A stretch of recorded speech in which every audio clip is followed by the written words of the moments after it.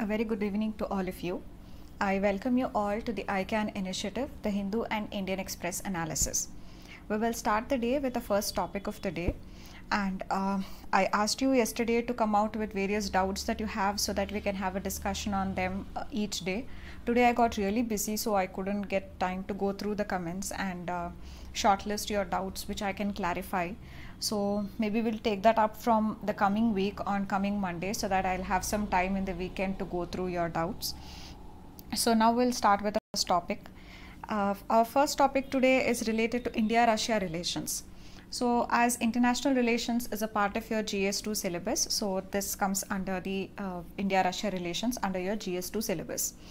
And whenever I have already told you that whenever you're writing an answer on international relations, so between any two countries, any bilateral relations analysis is asked, you will always have to divide your answer based on the various sectors into which you can divide the relations.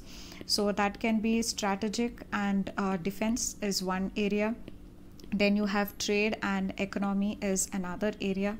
Then maybe science and technology. Then is environment, and then is people to people and cultural ties. That is important. And then geostrategic, or the kind of relations that we share on various international fora.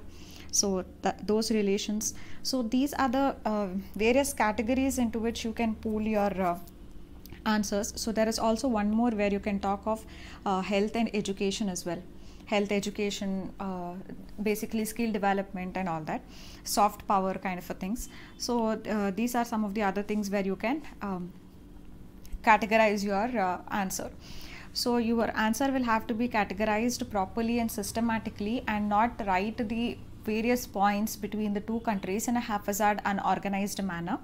So you should always categorize your content into these organized headings. So it's always better that when you're making notes, you make your notes accordingly under the respective headings, so that your notes is very organized, and whenever you are reading and revising, you are looking at the same organized notes.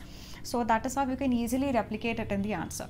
So you can't do it all of a sudden on the day of the exam when you're writing the answer. So you have to make your notes accordingly. So in this case, we'll be talking about India-Russia relations in respect of health, wherein Russia's, as we all know that now Russia is trying to develop a vaccine that is named as Sputnik 5 for COVID, and already the phase 3 trials are going on.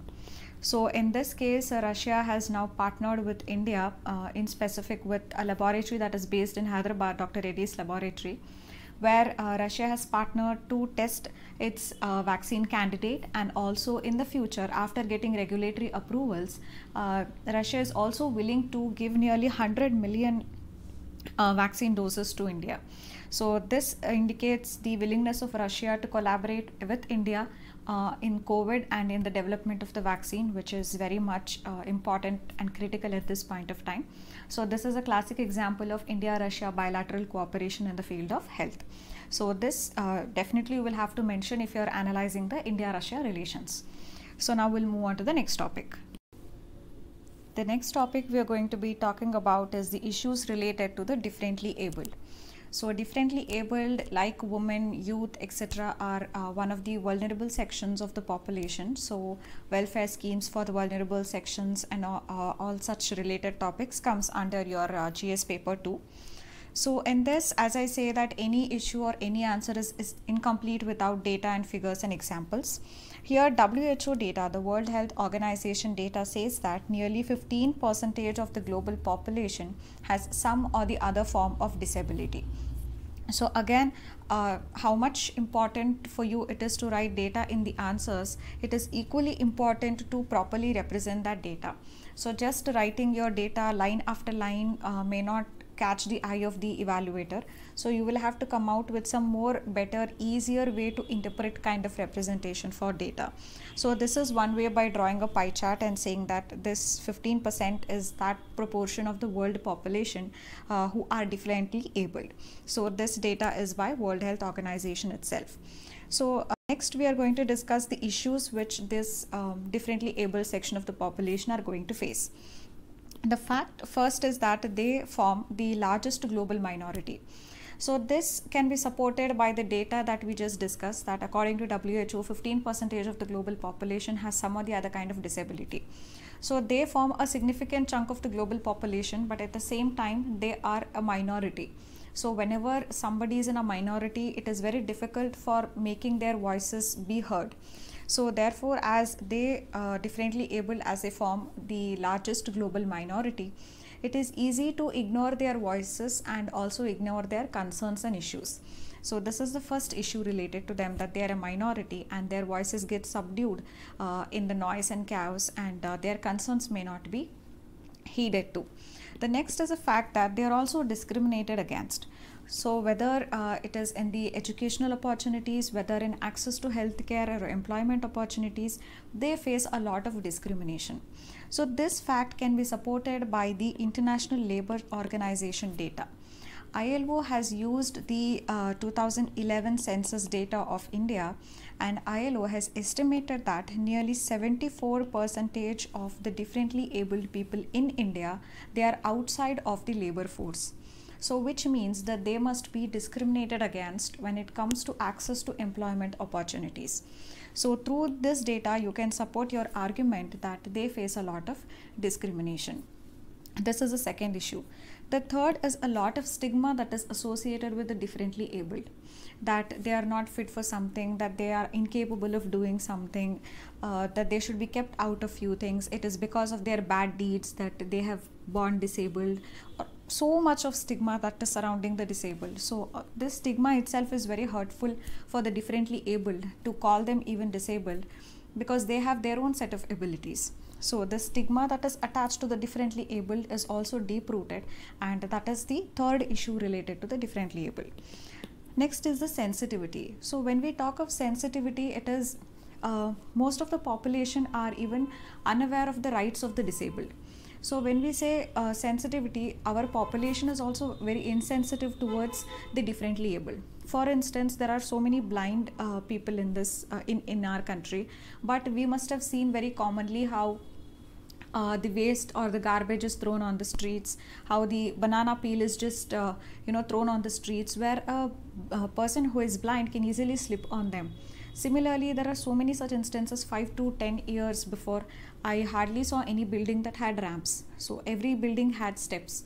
So these are the small kind of things wherein we show that as a population, we are insensitive towards the rights and needs and concerns of the differently abled people. So there is lack of sensitivity when we talk about this. Next is the violence. Because they are a minority, and also because we think that they are disabled, they don't have certain kind of abilities, it is violence can be very easily meted out on them.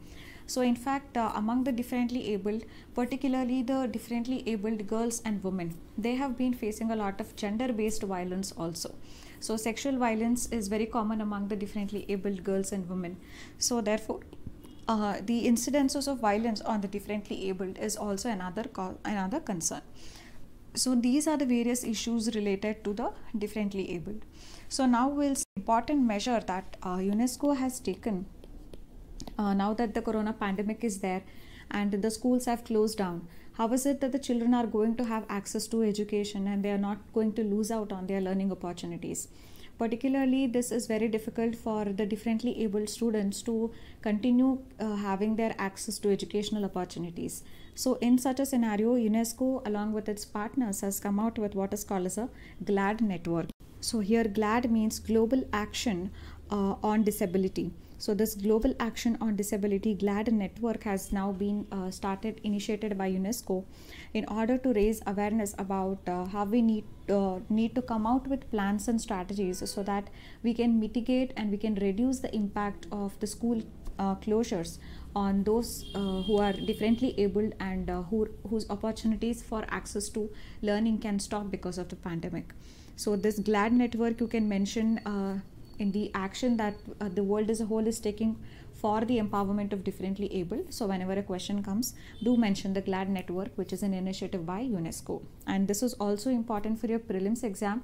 You can just have a statement that there was a GLAD network was in news and what was it related to and by whom. So you can have a prelims question also on GLAD network. So please remember that. Now we'll move on to the next topic. The next topic is India-Maldives relation, and this is also bilateral relation that comes under the topic of international relations under your GS paper 2. So this was a very small article, and even India-Maldives relations we have discussed already in the past as part of the previous ICANN videos. So this just spoke about some of the recent things that are happening between India and Maldives.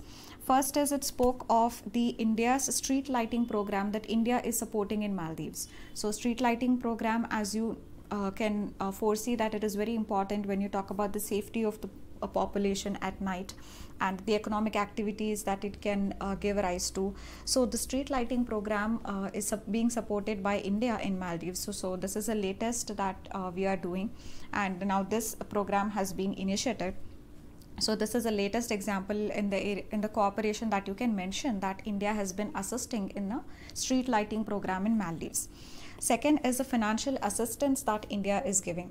So India is already giving a financial assistance or a package of $500 million that it is already giving, and in addition to that, because Maldives has also been very brutally hit by the COVID-19 pandemic, and because of the pandemic the Maldivian economy is also now contracting, because Maldives as an island is a very popular tourist destination, and because of the travel bans and the social distancing norms that because of the COVID-19 pandemic, the travels have now been restricted a lot. So tourism has contracted a lot, which was a major revenue generator for the island of Maldives. So therefore the Maldivian economy is contracting, and in view of this, India has announced a special financial package of $250 million also for the contracting Maldivian economy. So this is related to the financial assistance that India is providing to Maldives. But at the same time, there is also a relatively negative development, which is about the Indian military presence in Maldives. So India has gifted Maldives some helicopters which the Indian military personnel are operating.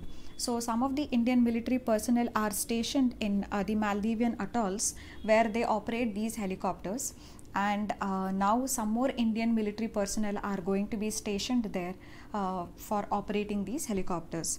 So therefore some sections in the Maldivian society are against this idea of having a foreign military on the Maldivian soil. So some of the Maldivian citizens even came together on Twitter, where they started a campaign called as #IndiaOut to ensure that the Indian military presence is not there on the Maldivian soil. So even this was trending on Twitter for quite some time. So this shows the kind of perception that is building among the citizens of Maldives against India, that India's military presence is going to be there in Maldives. So this campaign against the presence of foreign military on Maldivian soil was also going on. This is one negative thing that is happening between the two countries. However, Maldives has come to the defense, and it has defended the ties of India and Maldives. It has said that this is not like the military presence of a foreign country on Maldivian soil. It is only for operational purposes, that's all. So Maldives has come forward and it has defended this whole initiative. So this is about the relatively negative development that has happened, and whenever you are analyzing any bilateral relations, first you will have to write all the positives also. At the same time, you will also have to acknowledge the issues in the bilateral relations, in which case you can quote this issue of #IndiaOut campaign, which was against the India's military presence in the island nation of Maldives.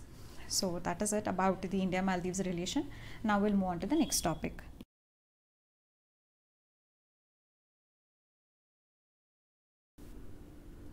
The next topic is related to India-China relations, and also it can come under your GS3 paper under big data analytics or the negatives of the digital technology. So even in that case, you have to quote this example. So what has happened is the Indian Express has conducted an investigation in which it has found out that a company that belongs to China, which is called as the Shenhua Data, has actually collected a lot of data about nearly 10,000 Indian individuals and entities. And this company is closely monitoring everything about these 10,000 individuals and entities that it is doing surveillance in India.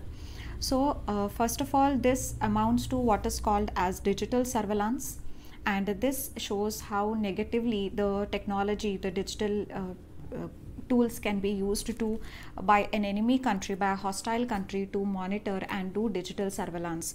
So that is one thing. This can be this example of Zenua data, where it is monitoring 10,000 key individuals and entities in India. That includes even the key people like the Prime Minister, the president, the leader of opposition, other important legislators, businessmen, people who belong to the fields of science, journalists. All of these people, 10,000 Indian individuals and entities, has been shortlisted by this company, and it is monitoring everything that is related to these individuals and entities.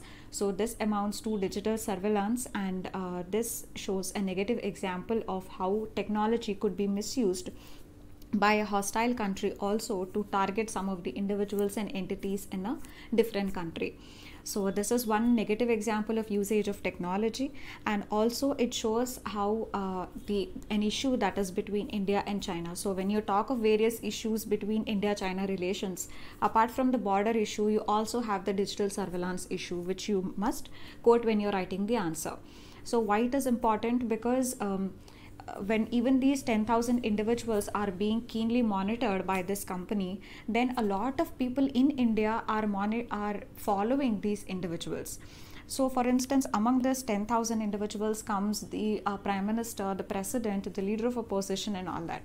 So countrywide, all the citizens are also following these prominent individuals and entities. So just by following these prominent individuals and entities, China will get to know the behavior in general of the Indian population, because a lot of Indian population is in turn following these prominent individuals and entities. So that is how China will get to know, can closely see the behavior among the Indian people, which can also be misused. How it can be misused? Because of the big data analytics. So this is where this example could be used even when you're talking about big data analytics. So this big data is a very hot topic, is a recent buzzword, and you may have a full-fledged question on what is big data and what are the advantages of big data and critical analysis of big data. So in which case you can quote this example to show how big data analytics can also be misused through this, by collecting data of so many individuals and then targeting and doing this digital surveillance. So in all these three examples you have to quote this to enrich your answer. Now we'll move on to the, before that, in order to see what kind of impact this digital surveillance is going to have on India, government has set up a Rajesh Pant committee. So Rajesh Pant is the National Cybersecurity Coordinator. So the government has now set up a Rajesh Pant committee, which is going to analyze the impact on India of this digital surveillance that China is now undertaking. So this question may also come under your prelims exam, like Rajesh Pant committee was in news related to what. And also one of the important value additions that you can do in your answers is quoting these committee. So it is not just important to say that there was a committee that was set up to see the impact of digital surveillance by China, but it will always add more value to your answer when you are mentioning the name of the committee. So do mention such specific things in your answers to give you that extra half mark, 1 mark more per question. So it is a Rajesh Pant committee, and you have to make in a separate list and a separate page, you have to make a list of all these committees and keep revising them repeatedly, so that you don't get confused among the committees, and you will also get the name of the right committee at the right time to be used in the answers. Now we'll move on to the next topic. The next topic is related to the analysis of Mudra Yojana. So analysis of any government scheme and its impact on the target or the beneficiaries is a part of your GS syllabus too, which specifically has a topic related to the welfare schemes of the government or various governmental schemes and its critical analysis. So in this regard, this article was talking about one of the negative or one of the critical analysis of Mudra Yojana. So first of all, we need to understand the purpose for which Mudra Yojana was launched. Mudra Yojana was launched in the year 2015. The main aim of the scheme was to disburse loans to the people, basically collateral free loans to the people, So these loans were dispersed by the banks and also the microfinance institutions. So what was the main purpose of this? Because the loans were to be loans that are dispersed by the banks are usually for some of the large and strong players in the market, which are the business houses, corporate houses. But usually the non-corporate, the small farmers, the small businesses, they hardly get loans from the banks. That is, a formal credit is very difficult to be accessed by these small time borrowers like small businesses, small farmers, etc. So the main purpose of the Mudra Yojana was to make formal credit available to these weaker sections of the society so that they can carry out some income generating activities. As the loans are being given to the weaker sections, to the small farmers and small businesses, the loans have been kept collateral free. So it is the lending to the non-corporate sector, to the weaker sections, so that they can carry out some income generating activities. And also this can bring this section of the population out of the cycle of poverty. So this was the main objective of the Mudra Yojana that was launched in 2015.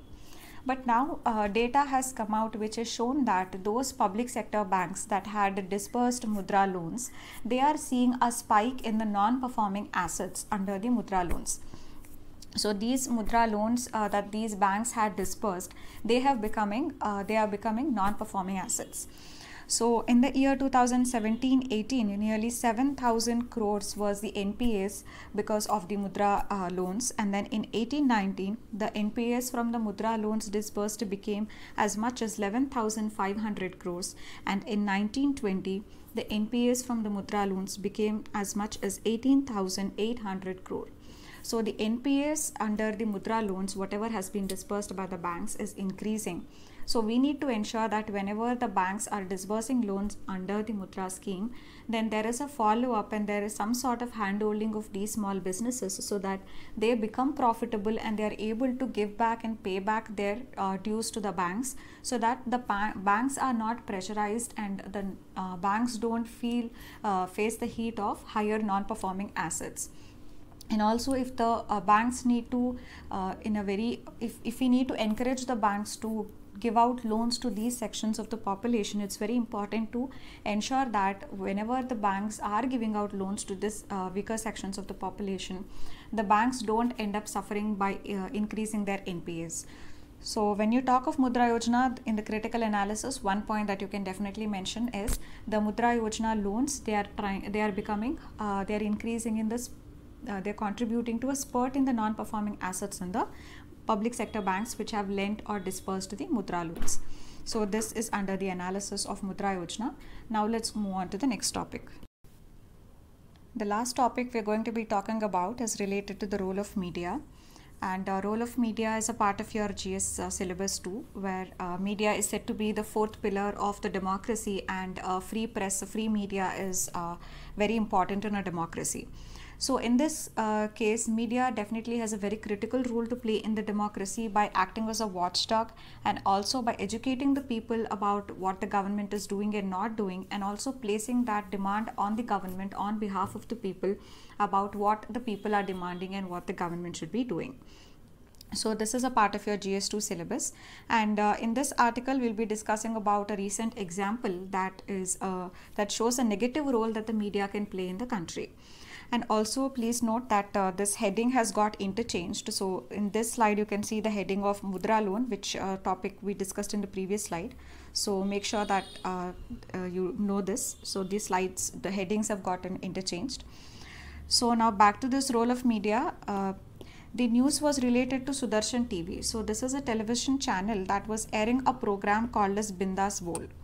So in this program, the television was targeting the Muslim community, and it was telling that the Muslims are taking an unfair advantage, and it was also undermining the UPSC by saying that UPSC is giving an unfair advantage to the Muslim community in India, and the Muslims are trying to infiltrate the Indian bureaucracy. So first of all, by saying this, whatever it claimed that Muslims are trying to infiltrate the Indian bureaucracy and they are taking unfair advantage, and their UPSC was being undermined. So all of this is devoid of any truth and any fact and analysis.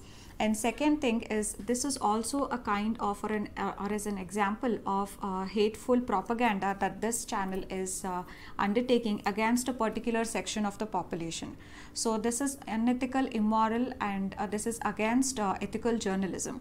This you can also use in your GS4 as an example when you are talking about ethical journalism.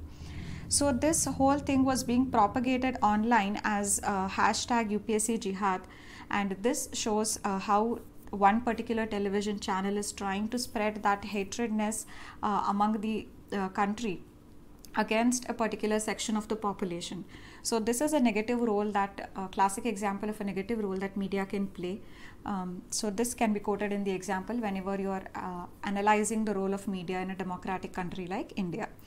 So the other articles that weren't important from your exam point of view, though the topics, some of these topics were important, the content was either we have covered and the content was not good enough or relevant from the exam perspective. So that's it for today. Thank you. Have a good day.